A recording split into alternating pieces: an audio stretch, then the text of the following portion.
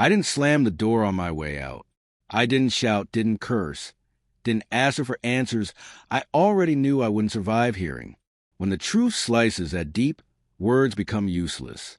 She had lied, and in that moment, I stopped searching for explanations.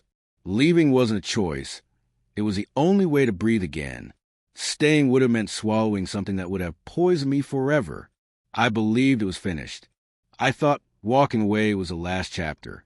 But then came the letter, creased, a little torn, placed quietly at my doorstep, carrying the weight of everything I had tried to bury.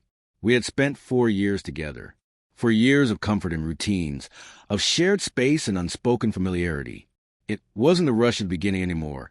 It was steady, predictable, safe, or so I told myself. Looking back now, I can see where the shift began. In the way her eyes stopped meeting mine. In the way her words grew shorter, unfinished, as though part of her lived somewhere else. I ignored it, because when you love someone, you silence your own doubts just to keep believing in them. That made the truth hurt even more. It wasn't some obvious betrayal. It started with a conversation I overheard. Her voice, quiet and shaky, confessing to someone that she couldn't keep going like this, admitting she felt guilty. I shouldn't have listened, but I did. That night, I asked her what was wrong. She smiled, told me it was just work stress, told me I was reading too much into things. I wanted so badly to believe her. But the next morning, I broke my own rule. I checked her messages. I had never done it before, never wanted to, but something in me already knew. And there it was, a world where I didn't exist. A man's name, words that weren't meant for me. She hadn't crossed a physical line, but her heart was no longer mine. She was already gone. I remember staring at that screen until I felt nothing at all. I didn't wait for her to come home. I didn't confront her. I grabbed my keys, my coat, and left. No note, no goodbye. I walked away from the life we had built, because she had already abandoned the truth we shared. Weeks went by. I moved into a new place. Tried to start over. But she followed me in the quietest ways. In the way I paused when I saw a shirt that looked like hers. In the ache that came when I realized I no longer knew what she was doing, where she was, who she was with. I never called, never texted. A lie had crossed a line I couldn't walk back over. Then one rainy evening, I came home and saw it, a letter. No envelope, just my name written in her familiar handwriting.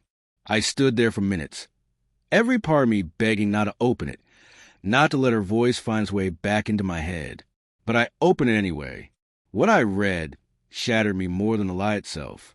She wrote that she knew I probably hated her, that she would too, that she hadn't lied because she didn't trust me, but because she was ashamed of what she was becoming, that the man in her messages wasn't someone she loved.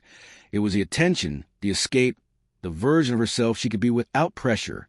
With me, she wrote, she was everything she wanted to be, but she was terrified she couldn't keep holding it together. She was afraid of failing me, afraid I'd wake up one day and realize I deserved someone better.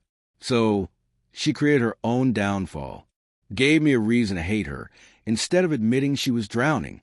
She said she watched me leave from the window that night, that she never stopped regretting it, that she typed messages to me 100 times but never sent them. She wasn't asking for another chance. She just wanted me to know that I was never the problem, that she would carry the weight of what she did for the rest of her life.